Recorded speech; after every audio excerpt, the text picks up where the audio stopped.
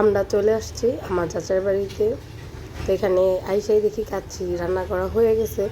Aunty call দিছিল, যখন কাচ্চি রান্না করছে তখন আমরা বাইরে ছিলাম, সেই জন্য আসতে পারি নাই। আস্তে আস্তে একটু লেট হয়েছে, সেই জন্য আঙ্কেল একটু রাগ করছে, কারণ আঙ্কেলের ইচ্ছা ছিল সুন্দর করে আমরা বাড়িটারে সাজাই, কারণ কারো বার্থডে হইলে তখন আমরা তো অনেক সুন্দর করে সাজাই। তো আজ এত বড় একটা দিন, তো সাজানো তো দরকার ছিল, বাট সেটা আমরা করতে পারি নাই, সেই জন্য আঙ্কেল একটু রাগ।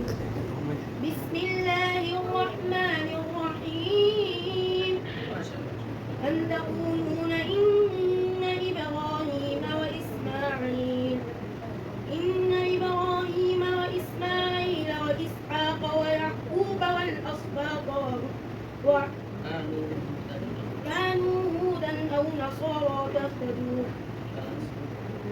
قل أنتم أعلم أم الله فمن أظلم।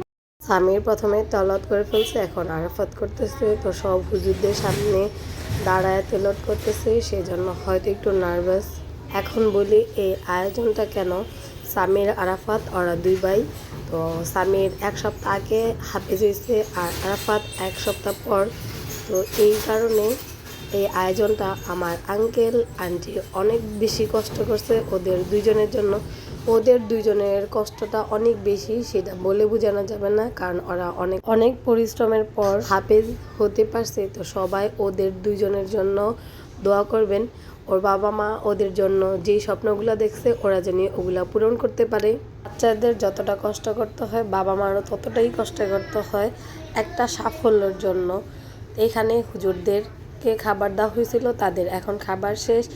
এখন আমাদের ঘরে যারা ছেলেরা ছিল তাদেরকে খাবার দেওয়া হয়েছে, তারা এখানে বৈশা খাইতেছে। আর পাশের রুমে আমরা যারা মেয়েরা ছিলাম তারা সবাই বসে পড়ছি খাওয়ার জন্য। সবাই ভালো থাকবেন, সুস্থ থাকবেন, আল্লাহ হাফিজ।